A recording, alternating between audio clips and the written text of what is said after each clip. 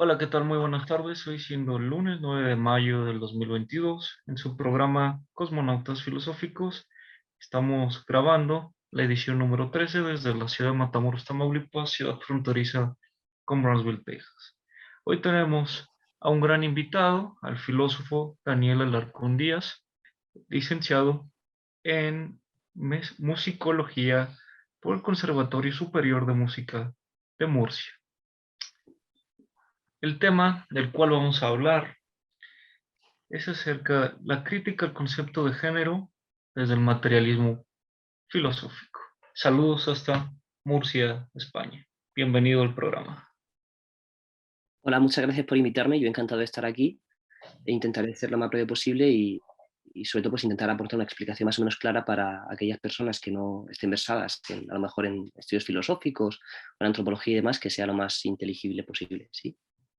La importancia de este tema es que en los últimos 10 años, tanto en España y en México, se ha estado debatiendo desde Michel Foucault, Simone de Beauvoir y otros filósofos que han conversado acerca del tema a partir de los 60 en esta cuestión y acerca también en Estados Unidos de la ola feminista que protestaba en los 70 con el aborto apoyado por cierto capitalismo como los Rockefeller. Muy bien. La primera pregunta, ¿qué es el género?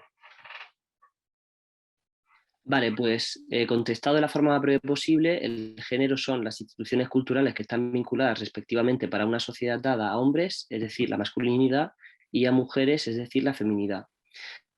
Esta definición, vamos a decir así que tiene tres partes, ¿no? Entonces, por un lado, el sexo, es decir, hombres y mujeres, o sea, los individuos de una sociedad dada, clasificados en hombres y en mujeres, hombres los que producen espermatozoides y mujeres las que producen óvulos, es decir, machos humanos y hembras humanas. Ese es el primer eslabón de la definición. El segundo eslabón, la sociedad histórica a la que hacemos referencia, es decir, pues si hacemos referencia a España o si hacemos referencia a la tribu de los chambuli o si hacemos referencia a otra tribu distinta o si hacemos referencia además dentro de España a la España de la Edad Media o hacemos referencia a la España de la modernidad, etcétera, etcétera. Y luego el tercer elemento, las instituciones culturales que están vinculadas respectivamente a hombres y a mujeres. ¿Sí? Entonces, pues, por ejemplo, dentro de la sociedad española actual del presente, pues es una institución cultural vinculada a los hombres es llevar pantalones, ¿sí? Y no llevar falda.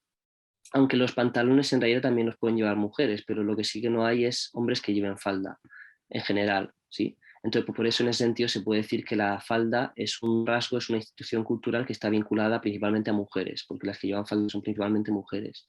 Si cambiamos la sociedad histórica parámetro y nos vamos a Escocia, pues entonces en ese caso es un rasgo de la masculinidad, al contrario, llevar falda, que es el kilt, sí. Entonces, dependiendo de la sociedad a la que hagamos referencia, pues la cultura y las instituciones culturales van cambiando. Es decir, los elementos que forman parte de la masculinidad van cambiando. Y con la feminidad pasa lo mismo. Cosas que son un rasgo de la feminidad en la Edad Media no tienen por qué ser un rasgo de la feminidad actualmente. Y así con todo, ¿no? Entonces, repito la definición, género es instituciones culturales que están vinculadas respectivamente para una sociedad dada a hombres masculinidad y mujeres feminidad. ¿Cuál es el error de la palabra género, dado que tiene distintas definiciones, significados?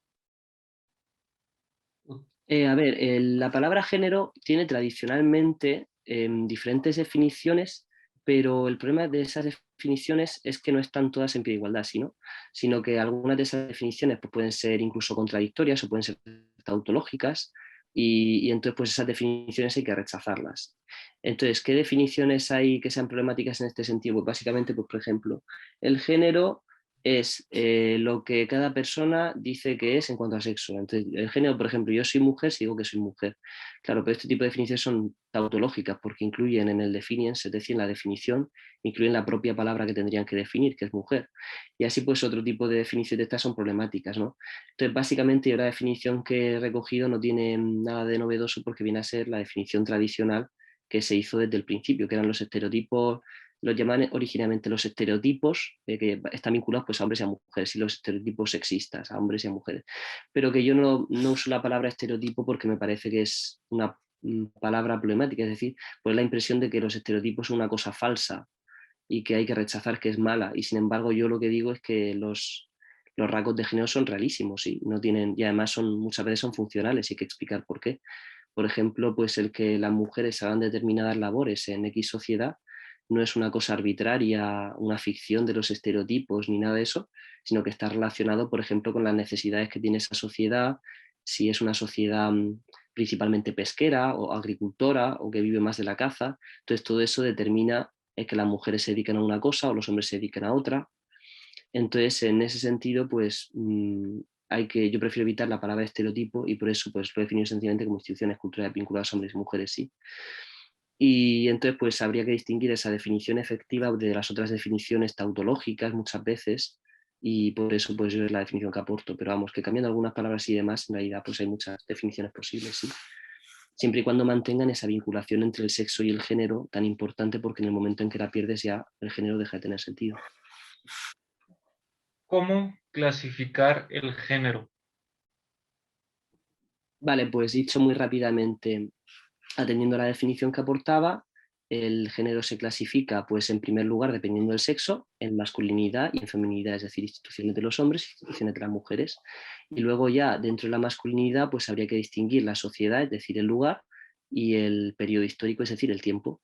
Entonces, básicamente, pues por ejemplo, la masculinidad en la España de la Edad Media. Bueno, ahí podría haber alguien que dijese que España no existe en la Edad Media, pero yo voy a afirmar que sí. Entonces, la España en la Edad Media. Entonces hay una serie de rasgos que definen lo que es ser hombre. El tipo de vestimenta que llevaban los hombres, cómo se comportaban en determinados entornos. Otro tipo pues podría ser la masculinidad en España en el siglo XIX, la masculinidad en España en el siglo XX, la masculinidad en la antigua Roma, ¿sí? Es decir, pues, por ejemplo, en la época republicana. Entonces, en primer lugar, en masculinidad y feminidad, y en segundo lugar, tiempo y lugar. ¿Qué es la igualdad? Vale, a ver, igualdad en general es básicamente la conjunción de tres propiedades lógicas que son mmm, lo que se llama la simetría, la transitividad y la reflexividad. No me interesa aquí centrarme en estas propiedades lógicas porque tampoco creo que a mi público interese. Simplemente decir que la igualdad, esas propiedades, claro, son propiedades que se establecen entre dos términos, ¿sí? Entonces son dos términos que tienen que ser iguales y luego son iguales en algo. Entonces, pues, por ejemplo, yo y mi hermana podemos ser iguales en cuanto a ser hijos de mi padre, o yo y mi padre podemos ser iguales en cuanto a ser hombres españoles, o yo y una chica que tenga el pelo corto podemos ser iguales en cuanto a que tenemos el pelo corto, o podemos ser iguales en peso, ¿sí? Pero la igualdad tomada absolutamente, pues es lo que ya no tiene mucho sentido. Entonces, generalmente en el feminismo, cuando se habla de igualdad, se alude o bien a los derechos o bien al género, ¿sí? Entonces, igualdad de género, cuando se dice igualdad de género, se refiere básicamente a que para una sociedad dada no esté definido socialmente lo que es propio de hombres y lo que es propio de mujeres. Entonces, eso habría que decir que es utópico, no ha pasado en ninguna sociedad del mundo, todas las sociedades del mundo distinguen y todas las que están documentadas me refiero han distinguido cosas que son propias de hombres y por cosas que son propias de mujeres. Y además es difícil pensar que pudiese llegar a suceder que no hubiese igualdad de género absoluta en ese sentido, porque básicamente mientras exista especie humana y para que siga existiendo se requiere para empezar que las mujeres den a luz, ¿sí? Entonces los hombres no pueden dar a luz. Entonces desde ese punto de vista eso ya es un contenido de rol de género, que las mujeres den a luz y los hombres no den a luz. Eh, y luego, desde el punto de vista de los derechos, pues actualmente hay más o menos igualdad de derechos, prácticamente sí, de derechos positivos me refiero, aunque también hay otras leyes que discriminan a los hombres. Sí, actualmente si hay desigualdad de derechos, en realidad es más en perjuicio del hombre y en favor de la mujer. Entonces, en ese sentido, pues bueno, igualdad de derechos, actualmente las feministas tampoco están muy por ahí. Entonces, bueno, que no es una cosa ni buena ni mala necesariamente. Lo que pasa es que en este caso esa discriminación positiva en contra del hombre no es positiva propiamente porque parte de una serie de presupuestos sociológicos que son muy discutibles, sí.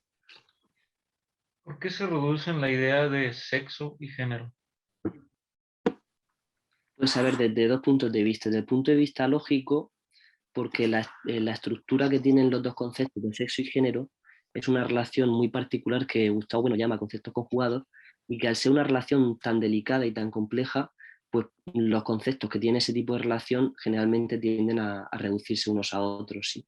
Pasa no solamente con el sexo y el género, sino también pasa con naturaleza y cultura, pasa también con mente y cuerpo, pasa también con un montón de todos los conceptos que tienen esta estructura, pues tienden a reducirse lo aprendido y lo innato. Entonces hay posiciones que reducen lo aprendido a lo innato y posiciones que reducen lo innato a lo aprendido, y así con todo este tipo de conceptos, ¿no? Ahora, desde el punto de vista sociológico, ¿por qué en concreto se ha llegado a institucionalizar la confusión entre sexo y género y sobre todo la reducción del sexo al género? Es decir, el olvido de la parte biológica en favor de la parte sociocultural. Pues principalmente porque como proyecto del feminismo era lo que están buscando, ¿sí? Entonces ellas concibían que el sexismo se funda en la distinción de hombres y mujeres y en la asunción de que las mujeres, por ejemplo, por razones biológicas, tienen menos capacidad en determinadas ciencias, ¿sí? Entonces una forma de combatir eso es negar de plano todo tipo de fundamento biológico a la distinción entre hombres y mujeres, concebirlo como que son simplemente toda una serie de estereotipos sexuales y que no tienen fundamento biológico alguno, y entonces de esa forma de facto lo que se está haciendo es reducir el sexo al género. Y de esa manera las feministas también abrieron la puerta a que llegase toda la tradición queer que vino después del género fluido, el bigénero, el agénero, el, el, el género flexible y todas estas cosas que, claro, ya parten de la separación de sexo y género, que habían abierto la puerta a las propias feministas, aunque ahora algunas feministas se habrían dado cuenta de que eso tiene problemas, ¿no? Y entonces quieren volver a cerrarla. Pero en el fondo las que habían abierto la puerta a eso eran ellas, al separar el sexo del género y al tender a reducir el sexo al género precisamente. En esta cuestión, a partir de la izquierda fundamentalista de los 60, viene todas estas luchas enconadas, enardecidas en Estados Unidos. ¿Cuál es la categoría del sexo? A ver, el sexo como categoría biológica designa básicamente una clasificación, pero que es una clasificación real, que no es simplemente que yo cojo y digo esto es así, sino que realmente es así.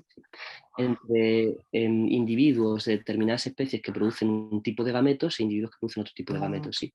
Entonces, pues, en las especies animales, principalmente, que son las que más nos interesan, porque entre ellas está el hombre, eh, son especies que tienen un tipo de reproducción que se llama reproducción sexual anisogámica, que consiste en que uno de los individuos de esa especie, un tipo de individuos, producen gametos que son pequeños y móviles, y otro tipo de individuos producen gametos que son grandes e inmóviles.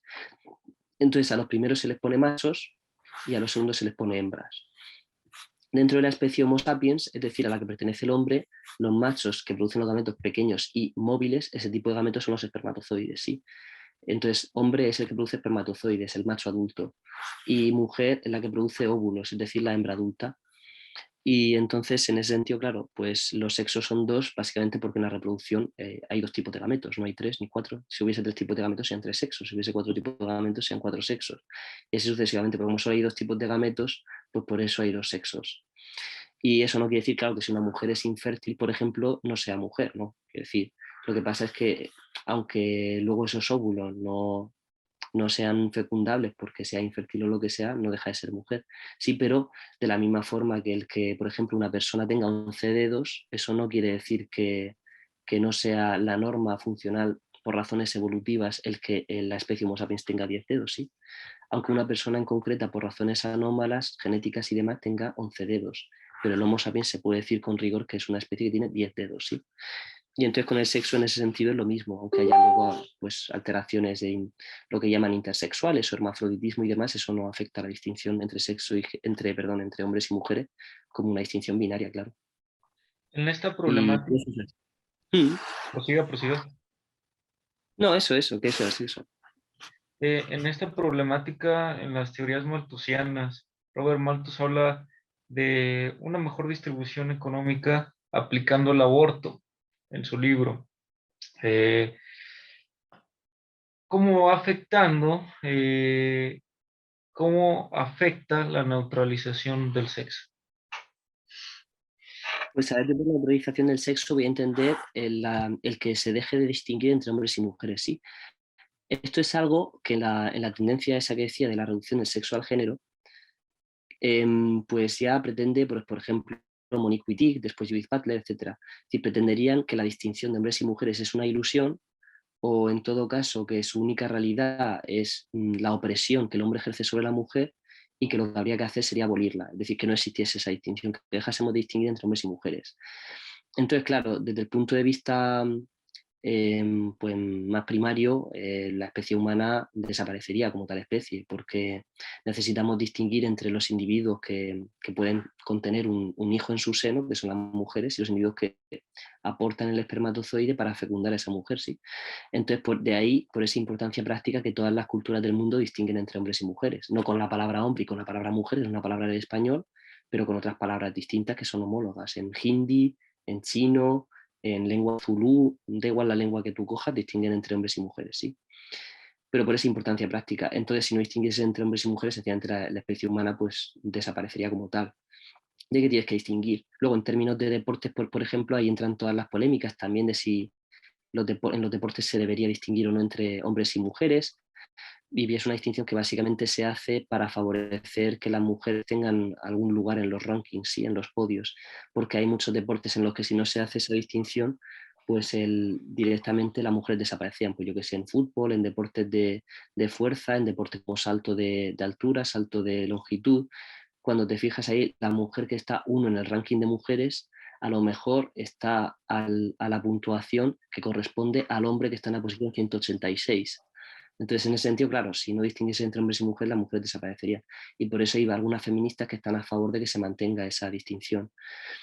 Y entonces, pues básicamente, y luego desde el punto de vista médico, claro, de las enfermedades, su evolución, el tipo de tratamiento es muy diferente en hombres y mujeres. Entonces, si tú no quisieras distinguir entre hombres y mujeres, pues a la hora de, yo que sé, tipos de cáncer, cáncer de colon, eso es una cosa que es propia de hombres, sí. Otras enfermedades tienen evolución distinta según si es hombre, si es mujer. Entonces, si tú no distinguieses, desde el punto de vista médico sería muy problemático también. Y lo que decía Malthus del equilibrio ecológico y demás, yo creo que eso se podría aplicar a ciertas sociedades. Es decir, hay sociedades analizadas por Marvin Harris en las que efectivamente el aborto tiene una función proeconómica, es bueno desde el punto de vista económico, aunque sea malo desde el punto de vista ético, que lo es. Pero desde el punto de vista económico conviene. ¿Por qué? Pues porque a lo mejor si esa sociedad crece demasiado, se agota el medio entorno en cuanto a recursos cárnicos, ¿sí?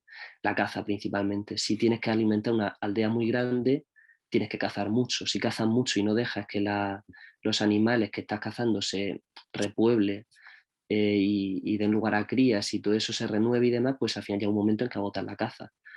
Entonces, en ese sentido, el aborto, claro, es funcional y tiene sentido económico, aunque no lo tenga, o ecológico, aunque no lo tenga desde el punto de vista ético, claro, porque no lo es. Ahora bien, en el caso de la sociedad del presente, yo creo que esto no se aplica y es una tergiversación muy frecuente. Hay personas que piensan que el aborto actualmente tiene la función de que no hay para alimentar suficientemente a todos los españoles, pero a mí me parece que esto es un error gravísimo, porque actualmente lo que necesitamos es mucha población activa para sostener el estado de bienestar. ¿Sí? Es decir, necesita mucha gente para pagar pensiones, para pagar sanidad, para pagar educación. Entonces, en este sentido, el aborto es totalmente disfuncional. Entonces, si el aborto se ha institucionalizado no es por esa razón, es por otra razón en todo caso, y sus efectos yo me parece que actualmente son bastante antieconómicos, y entonces en ese sentido, además de antiéticos, son antieconómicos y antipolíticos, ¿sí? Entonces yo creo que esa teoría de Malthus a lo mejor se aplica a sus sociedades de su tiempo, no sé, habría que ver, pero desde luego a la sociedad de presente no se aplica. Claro, por la problemática económica que tiene España o el resto de Europa al aplicar el aborto y la tasa de natalidad va disminuyendo y esto afecta a que ya no haya trabajadores donde le den el soporte a las pensiones y tienen que venir migrantes tanto de África y de Asia para poder Claro, cobrar. claro, y eso es lo que se ha intentado, intentar compensar la baja natalidad con población inmigrante, pero esto ha sido un error, como ya después se ha visto, ¿no? Tasa de criminalidad se ha incrementado mucho, no sé, ha generado una serie de problemas que al final eso no es una buena solución. Sería mejor intentar compensar la natalidad, pues, por ejemplo, con incentivos económicos, aunque ahora ya es verdad que la situación es más complicada porque, por ejemplo, si tú pones incentivos económicos, es presumible que los que accedan a ellos sean principalmente, pues, por ejemplo, población gitana, población árabe, y entonces hay más contradicciones todavía sociales. O sea, la situación es muy delicada desde el punto de vista de la natalidad, pero está claro que necesitamos gente joven, claro. Muy bien. ¿Por qué los sexos son dos? Como tú explicabas de esta cuestión problemática en los deportes, donde hay hombres que han participado en deportes de mujeres y han obtenido lugares importantes ganando medalla de plata, de oro, y esta diferencia que debe de mencionarse en los conceptos. Vale, pues a ver, en reproducción en biología hay muchos tipos de reproducción, ¿no? Entonces, principalmente el tipo más básico de reproducción y el primero que se dio evolutivamente es el tipo de reproducción que se llama asexual. Es decir, pues, por ejemplo, las células que se estrangulan a sí mismas y se dividen en dos células, ¿sí? Entonces, eso es reproducción asexual, que no tiene gametos propiamente. Luego hay otro tipo de reproducción que apareció después, que es el tipo de reproducción que es sexual, pero isogámica. Entonces, la reproducción sexual isogámica en la que se efectúa con dos tipos de gametos, es decir, gameto masculino y gameto femenino, pero cada individuo produce los dos tipos de gametos. Me explico, por ejemplo, en caracoles. Un mismo caracol produce tanto gametos femeninos como gametos masculinos, y entonces cuando se junta con otro caracol simplemente intercambian gametos cada uno de los dos tipos, ¿sí? Eso es lo que también se llama a veces hermafroditismo normal, o se llamaba tradicionalmente. Entonces eso es reproducción sexual isogámica.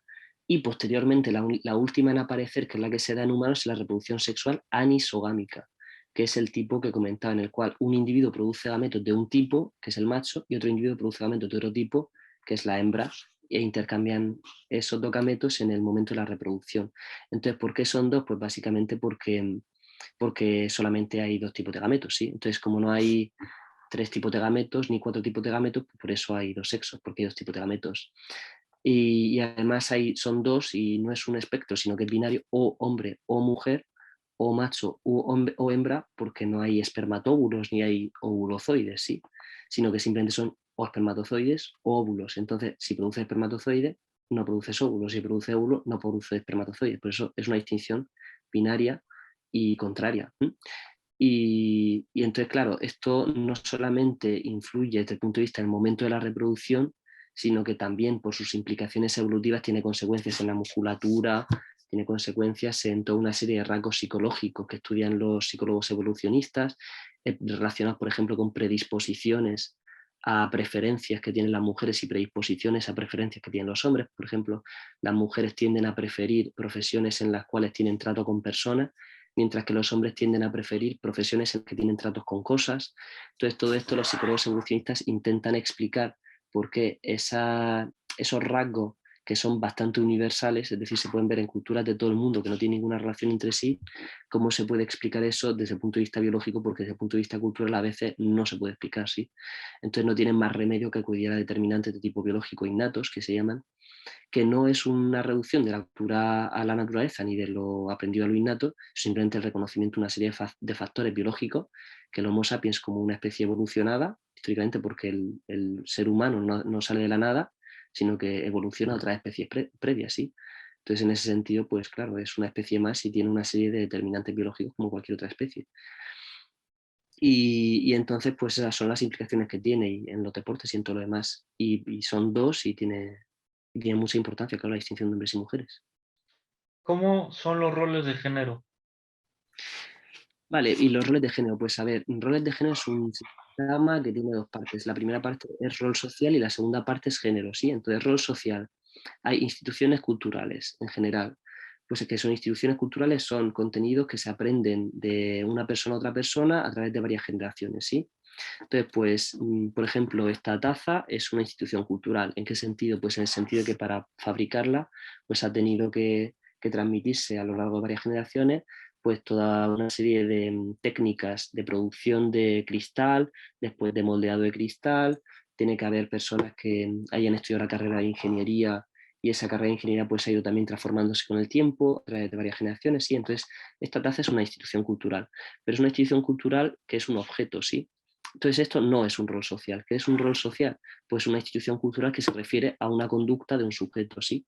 Entonces, pues, por ejemplo, llevar una camisa en una entrevista, eso es un rol social, el rol social del conferenciante o el rol social del entrevistado, ¿sí?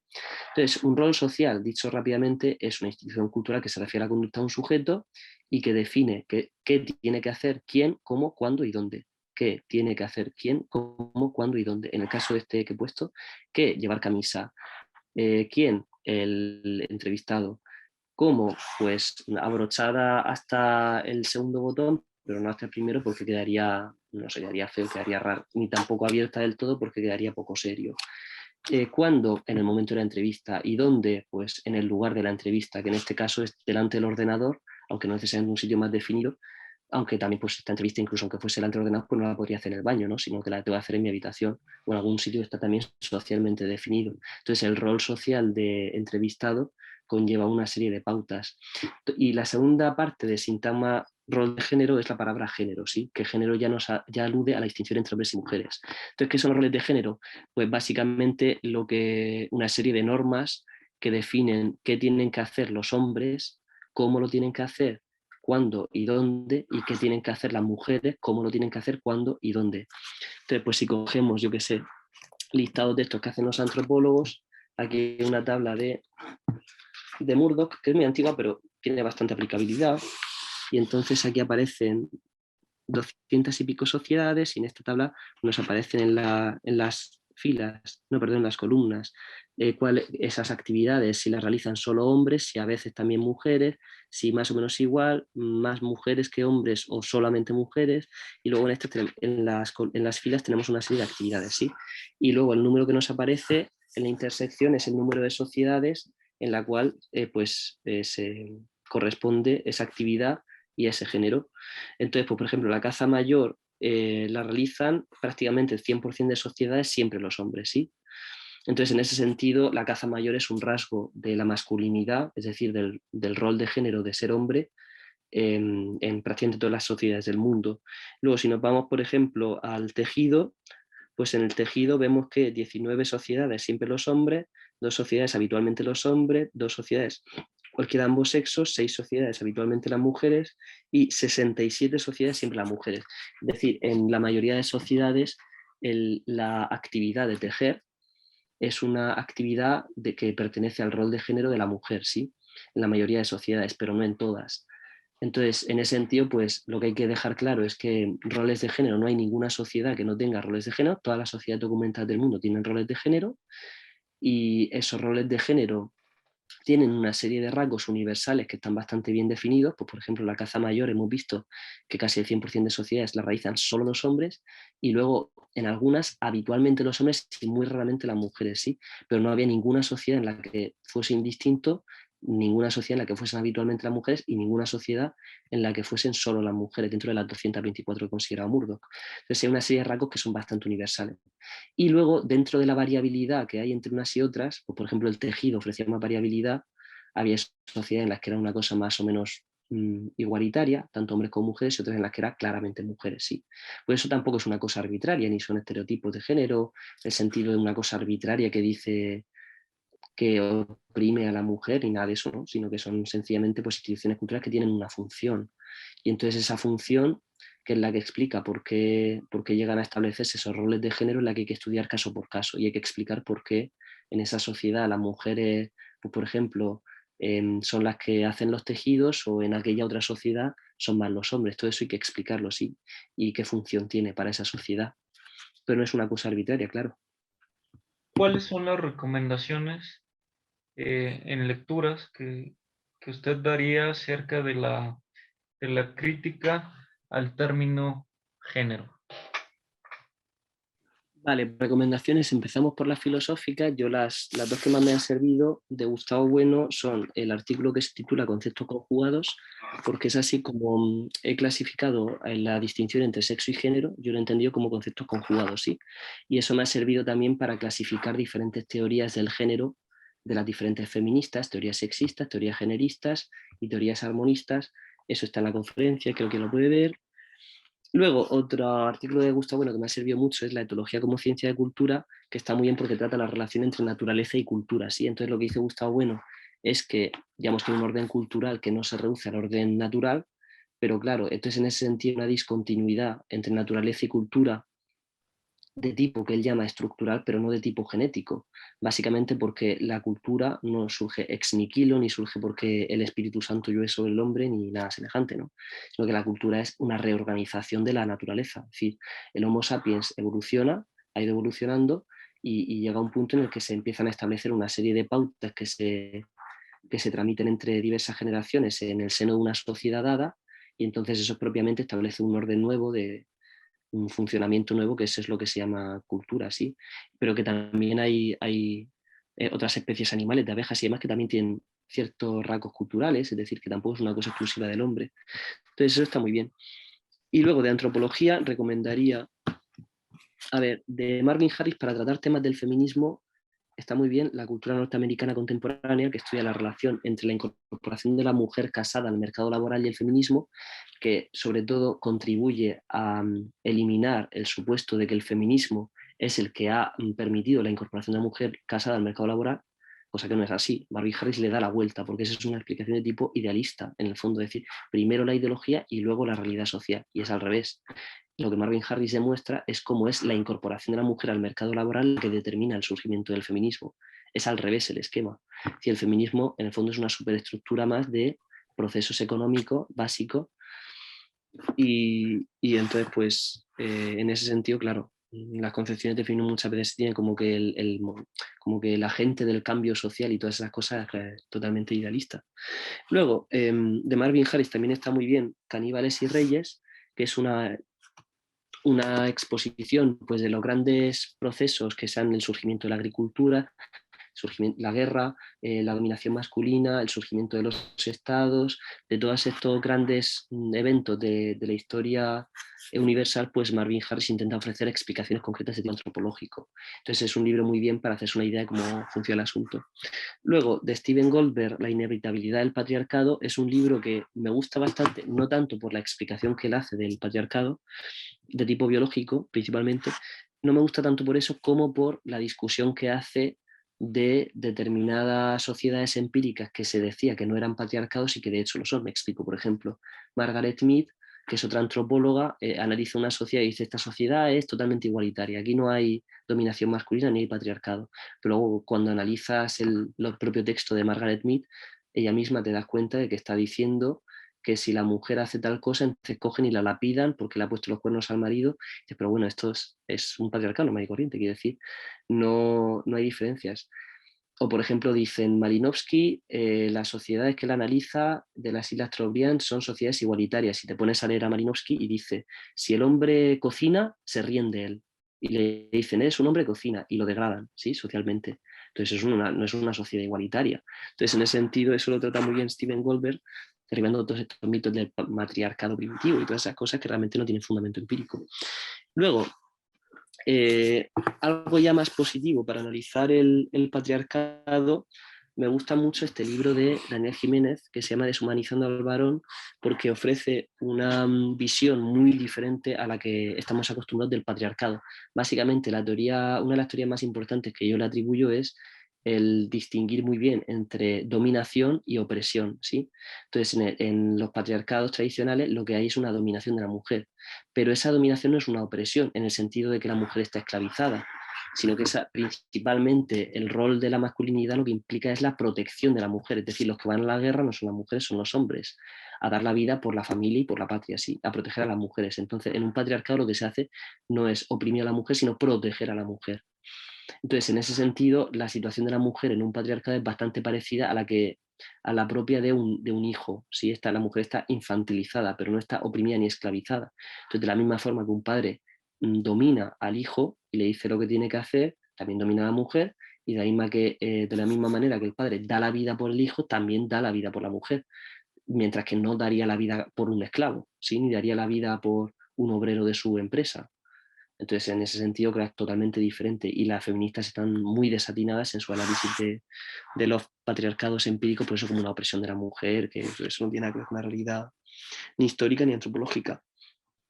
Y luego, finalmente, sí, este libro de David Gilmour que se titula Hacerse hombre, porque trata de las concepciones que se tiene de la masculinidad en diferentes culturas. Entonces, está muy bien porque lo que dice, bueno, básicamente lo que dice es que la masculinidad tradicionalmente, los rasgos más universales son tres: procrear, proteger y proveer, ¿sí? Entonces, el ser un verdadero hombre implica traer dinero a casa, proteger a tu mujer y a tus hijos y después a la patria, y procrear, es decir, tener muchos hijitos, lo cual pues también va muy en contra de la concepción que se tiene, como que la masculinidad, o la masculinidad tóxica, que es pegar a la mujer, eso no tiene nada que ver con la realidad. O sea, el que pega a la mujer precisamente lo llaman un maricón. En español, por lo menos, en España, al que pega a su mujer le dice es un maricón. O sea, que no es eso, la masculinidad tradicionalmente es proteger a la mujer, no es pegar. Entonces las feministas hacen un hombre de paja de lo que la masculinidad es. Y además también es interesante porque, claro, los estudios antropológicos feministas han tendido mucho, mucho a lo que se conoce como ginocentrismo, es decir, la feminidad en la edad moderna, la feminidad en la edad media, la feminidad, toda la feminidad, pero la masculinidad nadie habla nada. Entonces, de la misma forma que dice Simone de Beauvoir, no se nace mujer, se llega a serlo, pues también habría que decir, no se nace hombre, se llega a serlo, en el sentido de que también hay una serie de pruebas que se ponen a los hombres para alcanzar la masculinidad.